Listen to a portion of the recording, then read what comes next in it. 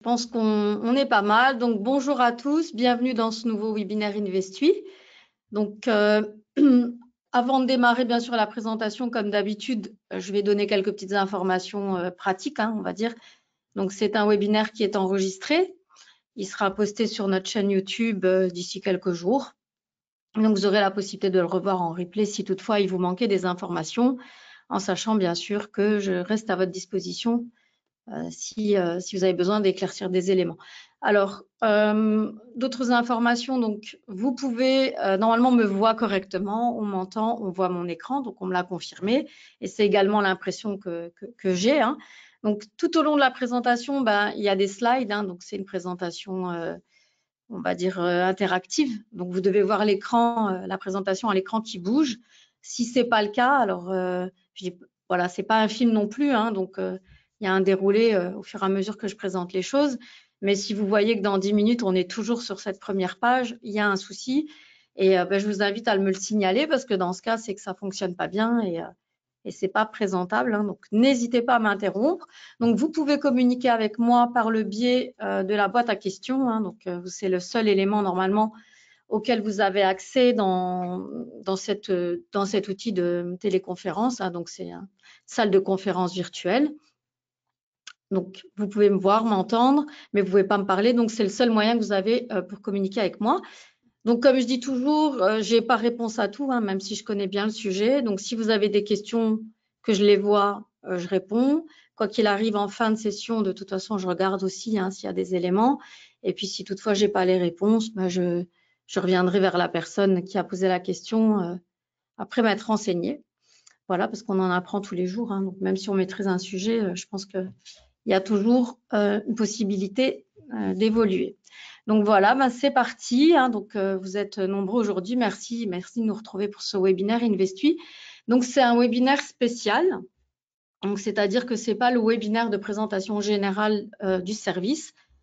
C'est un webinaire que je donne à la fin du mois, mais j'étais absente. Donc ce qui explique que je le fais plutôt en tout début de mois. Mais peu importe, c'est le moment pour nous de faire un petit point sur un sujet en particulier. Donc, je choisis les sujets. Donc là, j'ai choisi de vous parler de l'or. Alors, la question que je pose aujourd'hui, c'est faut-il acheter de l'or le jeudi? Alors, c'est une drôle de question, mais il faut toujours penser qu'on est ici dans un aspect investissement, placement. Donc, bien sûr, c'est qu'il y a du sens à la question si je la pose, parce qu'en général, quand on va investir ou qu'on va trader, on va plutôt se poser la question d'à quel niveau acheter un instrument. Donc, c'est-à-dire que l'idée en général, ça va être d'acheter bas, donc à un point bas pour revendre haut. Et c'est très facile, je veux dire, à mentaliser cette notion que plus on a la chance de trouver un point bas, plus on va pouvoir, si le cours monte, faire un bénéfice.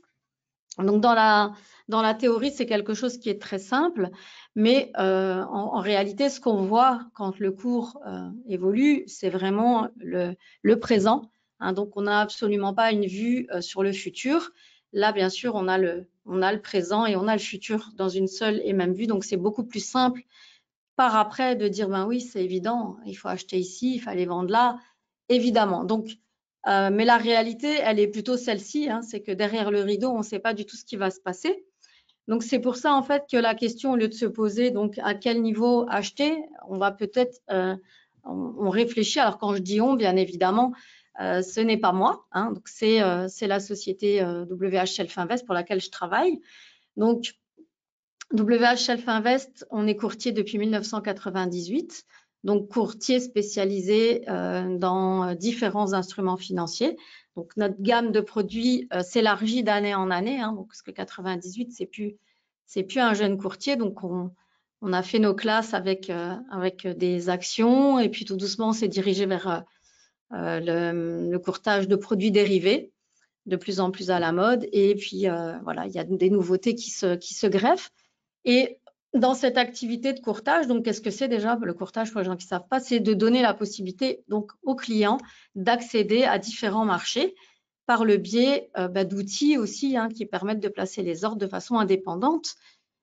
Donc, Shelf Invest est courtier, donc bénéficie d'une licence de courtage, mais également d'une licence de gestionnaire de fonds. Donc, c'est pour ça, en fait, qu'au-delà de fournir l'accès donc à différents instruments, différents marchés, est venue se poser aussi la question de savoir comment est-ce qu'on pouvait aider les gens, parce que vous doutez bien que après, je ne sais pas quel est le profil de chaque personne ici, évidemment, hein, je ne sais pas si c'est plutôt des investisseurs, des traders, si on a les deux. Je connais certaines personnes, évidemment, mais il est évident que quand on voit ces deux photos, en sachant que là, ça paraît très simple, donc ça veut dire qu'il y a beaucoup de gens qui pensent pouvoir le faire, mais en réalité, comme la vue, elle est celle-ci, le nombre de gens qui réussissent, c'est très, très faible. Donc, c'est pour ça que Self Invest donc, a réfléchi à une solution donc, pour pouvoir aider les gens.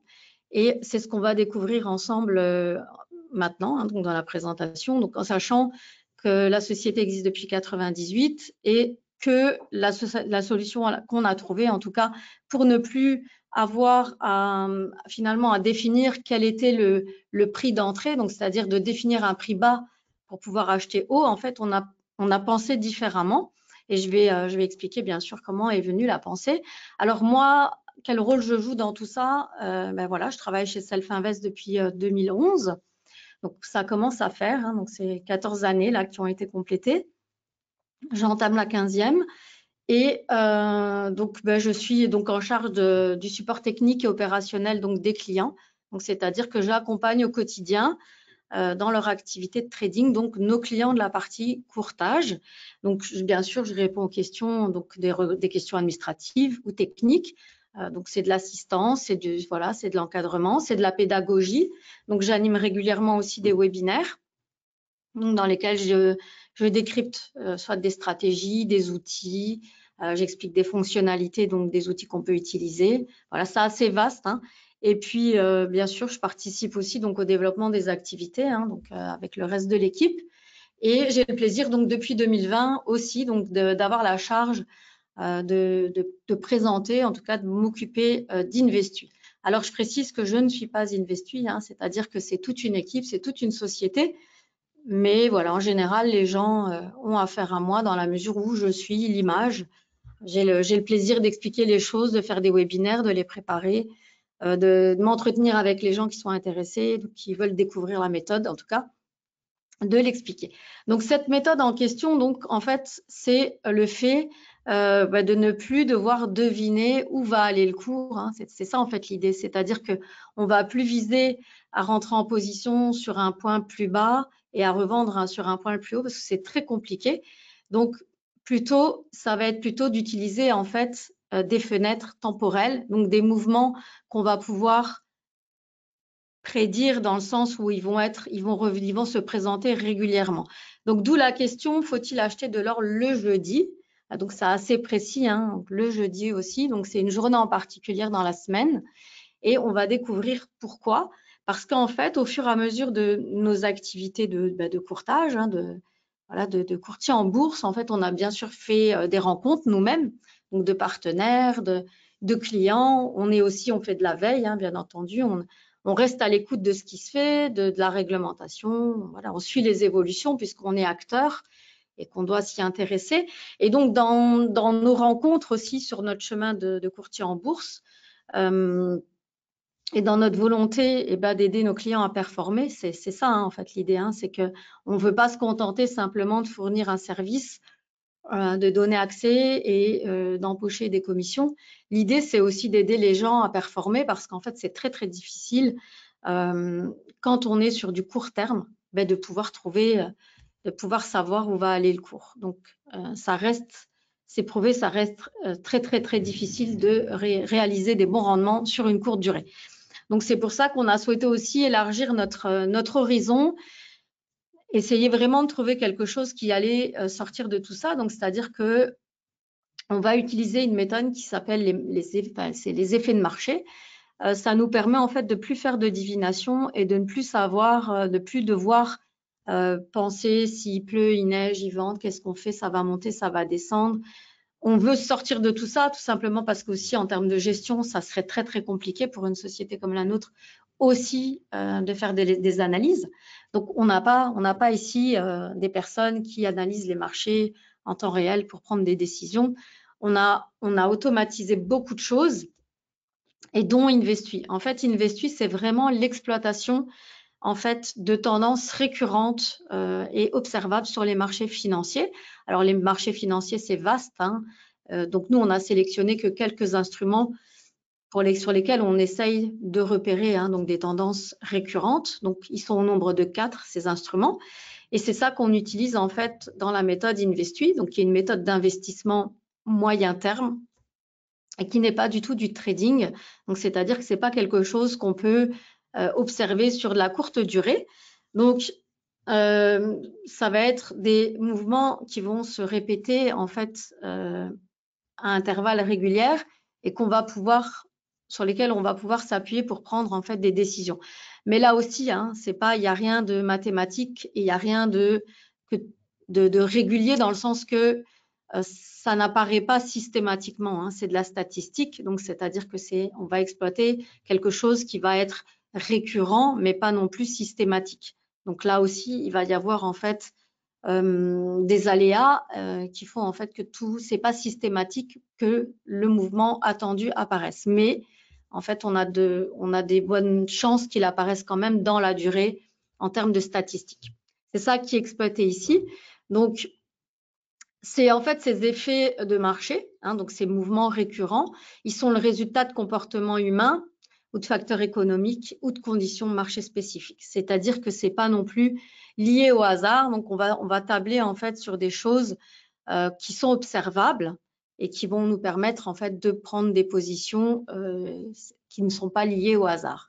C'est pour ça que voilà qu'on pose la question, faut-il acheter de l'or le jeudi? Et vous allez voir en fait qu'on peut effectivement définir si en termes généraux on doit acheter de l'or le jeudi plutôt qu'un autre jour en fait. Voilà.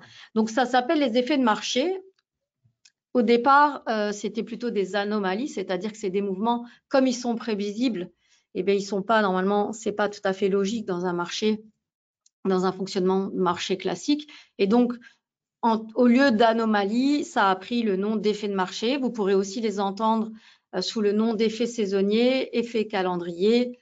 Voilà. Donc, ce sont en tout cas toujours des éléments qui ont des racines totalement scientifiques et qui sont à la base de recherches scientifiques et académiques.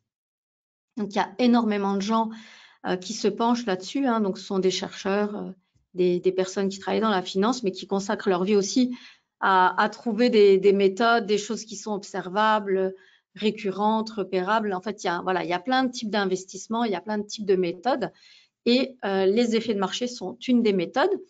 Et donc, quand je disais c'est venu à nos oreilles, en fait, par le biais des différentes personnes, excusez-moi, avec lesquelles on travaille ou qu'on a croisé sur notre chemin. Et il y a notamment, pour la partie européenne de la chose, une personne qui s'appelle Raimund Schrick. Donc, c'est un chercheur allemand. C'est un scientifique aussi, donc c'est quelqu'un qui est dans la recherche et l'enseignement depuis plus de 20 ans. Et sa spécialité, en fait, c'est les cycles, c'est d'étudier les cycles. Donc, quelque chose qui va se répéter régulièrement, ça va être quelque chose qu'on va pouvoir identifier comme cyclique. C'est ça l'idée. Mais lui, il a repéré en fait que le monde est en mouvement et il y a différents cycles. Donc, il y a des cycles saisonniers, conjoncturels, structurels. Et c'est là que ça nous amène en fait aux effets de marché. Donc, c'est une personne qui consacre sa vie aux études et à l'enseignement et en fait qui, par le biais déjà de tout ça, se dirige dans différents domaines. Et sa spécialité, c'est également l'être humain, mais dans un sens holistique, donc la biochimie, la nutrition, la numérologie, la neurosciences, les thérapies corporelles, cognitives, les constellations, etc. Donc lui, il a décidé de faire de l'être humain en fait son étude parce qu'il a compris tout simplement que les marchés, les résultats, les mouvements sont créés par des comportements humains, comme tout le reste en fait, économique, conditions de marché. Il y a quand même de la réaction humaine à tout ça. Donc, il étudie les différents cycles de l'homme qui font qu'on va avoir en fait des comportements réguliers ou en tout cas récurrents sur les marchés. Voilà, donc ça c'est pour la partie théorique. Donc, vous pourrez télécharger l'e-book sur le site internet de WH Self Invest. Je vous montrerai à la fin de la présentation, donc dans la bibliothèque, comment le télécharger. Donc, c'est un e-book qui est gratuit. Il est en français, il fait 37 pages, donc c'est simplement même pour de la culture, voilà, si vous êtes curieux de savoir comment ça marche, même si vous n'êtes pas fondamentalement intéressé par cette méthode d'investissement, vous pourrez en tout cas jeter un œil. On le laisse libre de téléchargement, donc à votre aise. On l'a traduit depuis l'allemand, hein. Sinon, vous pourrez également trouver sur notre site différents articles sur les effets de marché. Donc là, j'ai mis en photo quelques acteurs principaux des recherches, hein, donc, qui sont des gens qui ont écrit à ce sujet et qui exposent leurs pensées, en tout cas qui appuient le fait qu'il y a des cycles qui sont reconnaissables et exploitables sur les marchés. Voilà, donc c'est plutôt en anglais, mais sur le site Investu, vous avez les liens qui sont actifs et vous pourrez en fait aller lire si ça vous intéresse. Maintenant, avec tout ce qu'il y a comme ingénierie, et vous pourrez traduire évidemment, hein, mais au départ, c'est plutôt de la recherche qui est en anglais. Donc, il faut savoir qu'il y a environ 500 effets de marché qui ont été identifiés. Donc, il y a beaucoup d'effets de marché aussi qui sont farfelus. Il y a des effets de marché qui sont très espacés dans le temps et qui seraient qui seraient difficilement exploitables. Donc, nous, chez Investui et chez Self-Invest, on a décidé quand même d'utiliser des effets de marché qui faisaient vraiment du sens, qui était vraiment identifiable et pertinent et régulier, hein. Plus régulier qu'une fois par an, une fois tous les trimestres ou des choses comme ça, ça serait difficile dans un portefeuille. Voilà. Alors, pour donner un exemple pour les gens pour qui ça sera encore pas clair à ce stade de ce qu'est un effet de marché, un exemple très concret. Alors, c'est pas du tout un effet de marché qu'on utilise dans Investui, hein, parce qu'il est difficilement exploitable, mais c'est pour expliquer en fait la structure. C'est tout simplement qu'en hiver, par exemple, donc les températures baissent et donc on va avoir tous le réflexe en général, hein, même si on monte que de peu, en tout cas d'aller tourner le bouton du thermostat pour monter le chauffage. Et qu'est-ce qu'on fait quand on fait ça? Eh bien, simplement, on va faire une demande de gaz, hein, on va augmenter sa consommation de gaz. Donc, on va faire une demande. Et donc, à partir du moment où on est très, très nombreux à faire une demande en gaz, eh bien, tout simplement, le cours va se mettre à monter, hein, mécaniquement, en fait, hein, plus la demande augmente, puisque tout est basé sur l'offre et la demande. Donc, si la demande augmente, en fait, les cours vont également monter. C'est totalement mécanique et donc c'est quelque chose qui est repérable et donc également exploitable, hein. C'est-à-dire qu'à la base, au départ de l'hiver, il faudrait acheter du gaz et le revendre ensuite. Voilà. Après, c'est difficile à exploiter dans un système d'investissement. Donc, c'est pas du tout un effet de marché qu'on utilise, mais c'est pour donner en fait une idée de ce qui se passe. Donc, c'est quelque chose qu'on peut attendre, hein, tout simplement que le prix du gaz augmente et on le sait très bien qu'à l'approche de l'hiver, où c'est comme les gens qui veulent remplir leur citerne de fuel, ils vont le faire avant l'hiver pour ne pas payer trop cher et pour avoir en tout cas la marchandise aussi à temps, être livré et que les prix n'explosent pas. Donc, c'est ça l'idée en fait, hein, c'est d'exploiter un mouvement. Donc là, c'est vraiment quelque chose qu'on va consommer dans le réel. Nous, ici, dans Investui, ça reste de la spéculation, hein, c'est-à-dire qu'on n'achète pas en réel les sous-jacents, hein. On va parier en fait soit sur une hausse, soit sur une baisse du cours. Donc, c'est purement spéculatif dans notre système d'investissement. On n'achète pas la marchandise. On n'achète pas le gaz, on n'achète pas l'or, on n'achète pas les éléments sur lesquels on investit, hein. Simplement qu'on fait un pari sur la direction que va prendre le cours et ensuite donc on revendra plus haut, on rachètera donc plus bas si possible. Mais c'est pas, voilà, nous ce qu'on exploite ce sont des fenêtres temporelles, hein, c'est ce que j'expliquais, c'est qu'un effet de marché, donc c'est un mouvement qui va être attendu à un moment précis de la semaine, du mois, de l'année. Donc on va exploiter 4 effets de marché dans Investui. Je ne vais pas les présenter les 4 puisqu'ici, il s'agit de voir si c'est pertinent d'acheter de l'or le jeudi. Alors, juste pour faire encore un petit point avant de voir pourquoi c'est pertinent d'acheter de l'or le jeudi, je vous montre simplement ce que j'avais commencé à expliquer. C'est que les effets de marché, donc ou effets de calendrier, effets saisonniers, si vous ne connaissiez pas, en tout cas, c'est quelque chose qui mérite de l'intérêt dans le sens où c'est scientifiquement prouvé. Il y a beaucoup d'études, mais au-delà de ça, il y a aussi des études sur les performances. Donc, ici, vous retrouvez en fait une étude qui a été menée par un institut de sondage et de recherche allemand, qui est Seasonax. et qui a comparé en fait les rendements positifs de différents types d'investissements. Donc, ce n'est pas les rendements négatifs, hein, c'est que les rendements positifs générés par ces investissements-là. Donc, les rendements positifs annuels donc de différentes stratégies, hein, donc multi-actifs, donc de 1800 à 2016, donc 216 années qui ont été étudiées, 4 classes d'actifs, 68 marchés.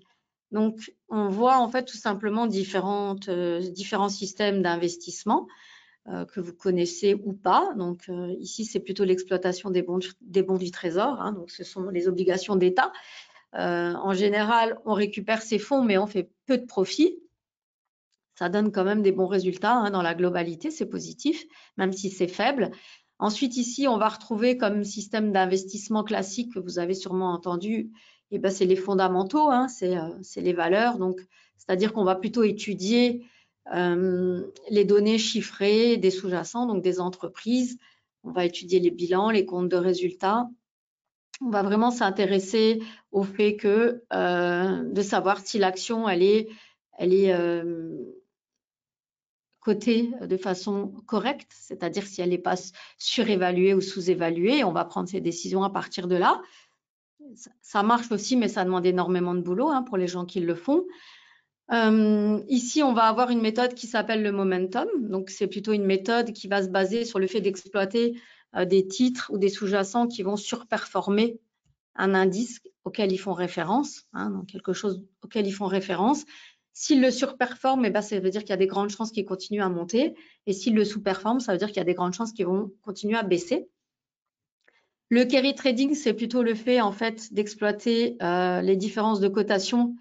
En fait, des différences de cotation entre un même instrument coté sur différents marchés et qui va, voilà, il y a des gens qui s'amusent à regarder en fait les cotations d'un sous-jacent coté sur un marché sur un autre. Et ils vont exploiter des tout petits mouvements, mais là aussi, ça demande énormément de travail. Hein, donc, c'est des choses qui vont demander en fait un investissement en temps et en énergie aussi, sans forcément garantir, mais ça donne des très bons résultats si on s'y penche. Et l'avant-dernier moyen, donc c'est plutôt en fait un système c'est de la stratégie en fait basé sur de l'analyse technique, puisque c'est de l'exploitation de tendance. Donc ça, c'est un système d'investissement qui est bien connu, qui est souvent exploité. Hein, donc on va regarder en fait sur une moyenne dans le temps, à quel niveau se situe l'actif, hein, si on est plutôt au-dessus de sa moyenne ou en dessous. Après, il y a différentes moyennes, évidemment, il y a différentes tendances. Hein. Donc, c'est un bon système d'investissement. Puis, on a la saisonnalité, en fait, qui est un système d'investissement donc de laquelle font partie les effets de marché et qui va se sortir, en fait, de toute cette obligation d'analyse, d'évaluation, en fait, de l'actif, mais plutôt qui va, en fait, exploiter, comme j'expliquais, des mouvements récurrents du cours basé bien sûr sur le fait qu'il y ait des mouvements récurrents et des comportements récurrents. Voilà, donc c'est pas très connu des investisseurs particuliers, c'est plutôt des investisseurs professionnels, hein, des traders professionnels qui vont exploiter cette méthode, dont Raymond Schrick, qui l'explique en fait dans son livre et qui dit effectivement que l'exploitation telle qu'elle est faite, c'est pertinent hein, parce que ça peut donner des bons résultats meilleurs et plus stables en tout cas dans le temps et dans la durée que pourrait l'être ce type d'investissement qui demande en fait de devoir prendre des décisions basées sur des choses qu'on va analyser, donc on va voir et qui pourrait, avec tous les biais qui font qu'on est des êtres humains, pas toujours prendre les bonnes décisions. Voilà, donc les effets de marché s'envisagent sur du moyen long terme, donc jamais moins que 18 à 24 mois. Voilà, voilà, donc ça c'était pour la méthode et maintenant on va parler en fait plus précisément de l'or. Donc la question qu'on pose au départ c'était faut-il acheter de l'or le jeudi? Alors juste un petit topo sur l'or qui fait qu'on va arriver à la conclusion. Hein. Donc l'or exerce vraiment un énorme pouvoir de fascination hein, sur l'être humain depuis très longtemps. Mais ça, vous le savez, je pense qu'on en a tous plus ou moins. Il y a même en fait des populations qui sont démunies, comme en Inde, et où les gens portent de l'or, tout simplement parce que depuis les origines, il a plusieurs ça, il y a un symbole qui est lié en fait à la beauté, à l'éternité, au pouvoir, à la liberté, à la jeunesse, à la richesse, qui fait qu'en fait, il perd pas en fait de sa superbe. Tout le monde est attiré par l'or, et donc la demande en or, elle ne cesse de toute façon d'augmenter, même si les ressources ne sont pas inépuisables.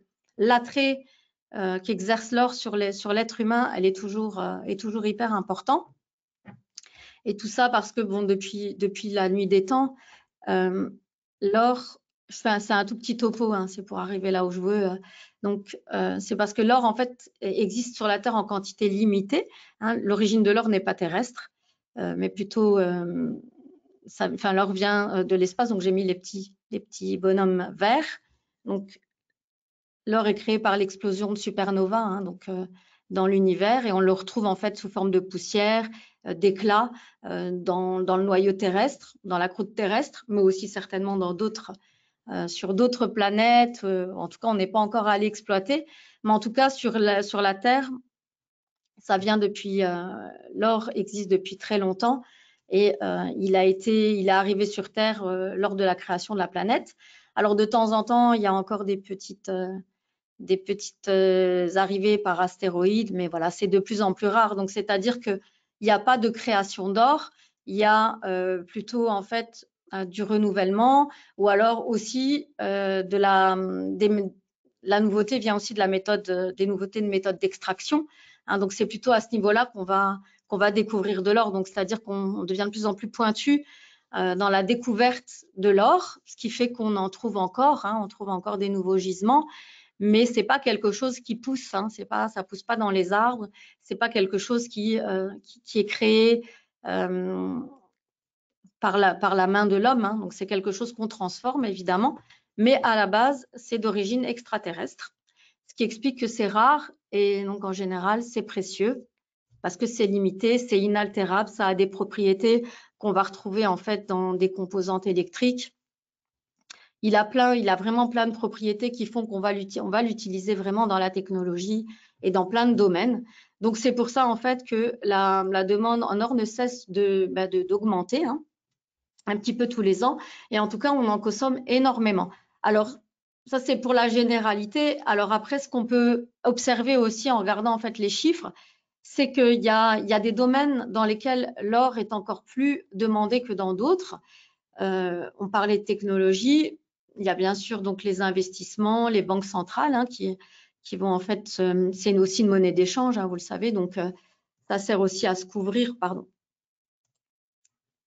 Voilà, l'or, on utilise l'or dans plein de domaines, et on va constater en fait quand on va faire des recherches qu'il y a deux domaines dans lesquels l'or est important. En fait, c'est dans la bijouterie, et c'est même la partie la plus demandeuse en or. Donc, c'est en fait la bijouterie va être demandeuse en or à quasiment 50% de la demande totale. Là, c'est sur 2023, ce sont des chiffres que j'avais trouvés en 2023. Donc, c'est à 50%, en fait, c'est la bijouterie qui utilise de l'or, et à 24,7%, en tout cas, ce sont les investissements. Et il y a une raison à ça, en fait, c'est qu'en général, dans la bijouterie, ils ne font pas de stock, et ils vont plutôt faire à la demande, ils vont acheter de l'or en fin de semaine pour pouvoir produire, en général, en début de semaine.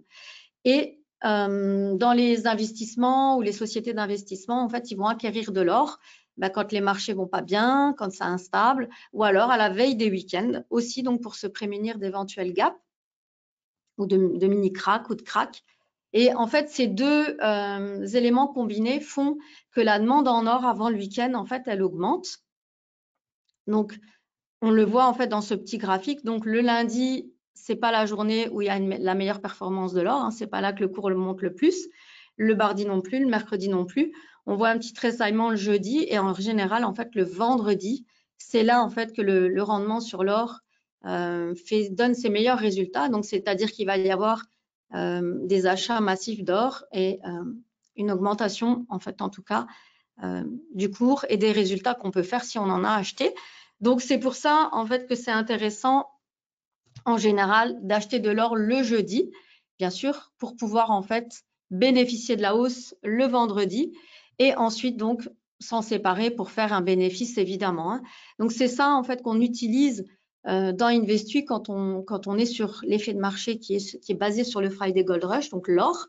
C'est-à-dire qu'on va faire la même chose, on va profiter de cette hausse du cours liée à l'augmentation ici, en tout cas, de la demande le vendredi. Et on va donc acheter de l'or le jeudi soir et on va le revendre le vendredi soir.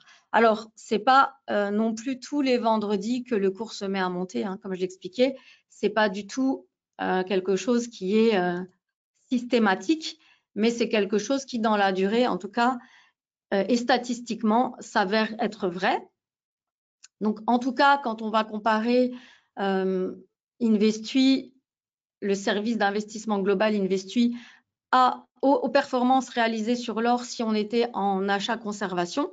Hein, donc ici, on a pris la courbe d'évolution du gold entre 2016 et 2024, donc en achat-conservation. Donc, ça veut dire qu'on achète et on conserve. Hein, alors que nous, dans Investui, en fait, on en achète que le jeudi soir et on le revend le vendredi soir. Et ensuite, voilà, on a comparé les performances à ces dates-là et on voit que ça donne des meilleurs résultats, en fait, de ne pas être en position constamment, mais simplement de l'acheter, de le revendre, de l'acheter, de le revendre. Donc, la stratégie sur le gold depuis 2010 jusqu'à 2024 en brut, on était à 70 588 €. Donc, c'est quelque chose qui fait du sens, hein, bien sûr, dans la durée, ce qu'on explique depuis le début. En 2024, en 2023, c'était 12 325 €. En 2024, 5 673, donc c'est pas non plus constant, hein. Mais en gros, on obtient environ 56% de trades gagnants sur cette stratégie-là.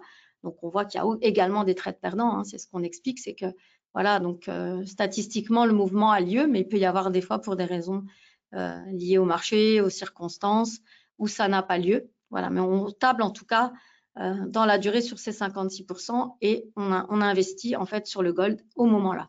Donc, c'est pour ça, plus qu'à un autre moment, il nous paraît opportun d'acquérir de l'or et c'est ce que nous, on fait en tout cas dans Investui. Voilà, on ne parle pas ici d'achat-conservation, évidemment. On parle de stratégie qui va vraiment exploiter un mouvement récurrent, donc de courte durée dans le temps, mais voilà, une fenêtre temporelle et on va acheter, on va revendre. Alors, bien sûr, cette année, c'est compliqué, hein, on va pas se mentir, mais c'est compliqué pour tout le monde puisque il y a eu vraiment, les marchés ont été très, très chahutés. Donc, on a pas mal subi, hein, avec Investui. Mais ce qu'on peut constater, en tout cas, c'est que depuis le 10 avril, donc post-événement Trump, voilà, il y a eu une nouvelle position qui ont eu lieu sur le Friday Gold Rush. Et le résultat, depuis le 10 avril, en tout cas, est positif sur le gold. Alors, bien sûr, le résultat global n'est pas positif, hein, c'est pas ça qu'on dit, mais c'est que voilà, cette méthode, hors circonstances particulières, elle est bonne, hein, donc il faut simplement s'accrocher en sachant que depuis 2020, donc on s'était déjà basé sur des analyses dans le passé, hein, donc c'est pas du tout quelque chose qu'on a pris comme ça au pied levé et on s'est dit allez hop, on se met là-dedans. On a mené beaucoup de backtests, beaucoup d'analyses et les résultats étaient bons, hein. Donc en réel, depuis 2020, on obtient des bons résultats jusqu'à l'année dernière. Donc on ne compte évidemment pas cette année, elle n'est pas terminée. Maintenant, on verra bien. Alors pour en revenir sur les statistiques, comme j'expliquais, donc les effets de marché, c'est pas une boule de cristal, c'est pas quelque chose dont on est sûr. Il n'y a rien qui est sûr puisque personne ne connaît l'avenir. Voilà, même si il y a des éléments qui peuvent être reconnaissables, la statistique pour nous c'est ce qui nous semble le plus probant dans la mesure où ça ne demande pas de deviner. On va appliquer à la lettre une méthode qui nous semble bonne, donc on applique et on ne se pose pas de questions. On va l'appliquer parce qu'on sait que statistiquement dans le temps ça donne des bons résultats. Donc ce qu'il y a, c'est qu'il faut être patient. Et bien sûr, il faut avoir aussi la patience de passer une mauvaise période telle qu'on a passé et éventuellement de devoir réabonder parce qu'il peut y avoir des circonstances qui vont retarder un petit peu la réalisation de la statistique. Voilà. Ceci étant dit, nous, les éléments sur lesquels on s'est basé, c'est que chaque stratégie qu'on va utiliser, donc on en utilise 4. Évidemment, le gold est une seule des 4. Hein. Dans le cadre de la diversification de votre portefeuille, de toute façon, on ne doit jamais investir sur un seul instrument. Il faut il faut effectivement réduire les risques. Et donc, le risque, la réduction du risque, elle va passer également par la diversification. Donc, on ne met jamais tous ses œufs dans le même panier. Donc, 4 stratégies, donc sur 4 instruments différents, 4 effets de marché différents. Donc, ça veut dire qu'il y aura 4 timings différents. Donc, toutes les stratégies jusqu'ici, en tout cas, ont un pourcentage de trades gagnants positif. Donc, chacune des 4 qu'on utilise donne une majorité de trades gagnants. On a pu également constater qu'on avait aussi une majorité d'années en gain et qu'on n'avait jamais eu, en tout cas, 2 années consécutives de perte. C'est pour ça, en tout cas, qu'on a envisagé Investuy aussi comme tout bon système d'investissement sur une durée supérieure à 18 mois. Donc, on est plutôt sur du 18 à 36 mois. Et là, on verra maintenant, à l'issue de cette année, comment ça se passe. Donc, évidemment qu'on aimerait que tout le monde gagne beaucoup de sous, que ça marche bien. Maintenant, on n'est pas des magiciens, on est un courtier en bourse. Et voilà. Et nous, on fait une proposition de système d'investissement. C'est une proposition de service qu'on propose. Donc, c'est pas du tout une martingale. On n'a rien qui est sûr. Voilà. On ne garantit aucun gain. On ne garantit pas de toute façon que chaque trade sera gagnant, que chaque mois sera gagnant, que chaque année sera gagnante. Il n'y a aucune garantie. Personne ne peut en faire. Donc, voilà, à part des produits hyper sûrs avec des faibles rendements. Ici, c'est pas le cas. C'est un système qui est risqué et pour lequel on va essayer de réduire les risques au maximum sans pouvoir les annuler totalement. Ça, c'est sûr et certain. En sachant que on a également changé pas mal de choses dans Investuy et ça, je le présenterai dans le prochain webinaire. On va apporter pas mal de nouveautés. Donc, je vous invite à vous inscrire à suivre le prochain webinaire. Il a lieu le 16 juin, donc à 14 h et je vais expliquer tous les éléments. Donc, les 4 stratégies, donc, je les détaillerai également lors du prochain webinaire. Donc, sont des stratégies sur 4 instruments. Donc, il y en a une sur le DAX, une sur le GBP USD, donc il y a une paire de devises. Donc là, ici, c'est un indice européen, le gold, donc qui est l'or, et puis le mini S&P. Voilà, donc le mini S&P qui est un indice américain qui est très populaire. Et donc, ces 4 instruments-là, de par leur popularité, leur existence, présentent des phénomènes, en tout cas, dans leur constitution, des phénomènes récurrents et donc nous permettent d'envisager, en tout cas, de les utiliser dans un système tel qu'Investuy qui se base sur les cycles. Voilà, donc je détaillerai les 4 effets de marché. Ici, on a un backtest donc des 4 depuis 2009 jusqu'à 2023, qui étaient des backtests positifs de façon individuelle, et puis un backtest global très bon aussi. Donc voilà. Donc voilà pour les produits de façon générale.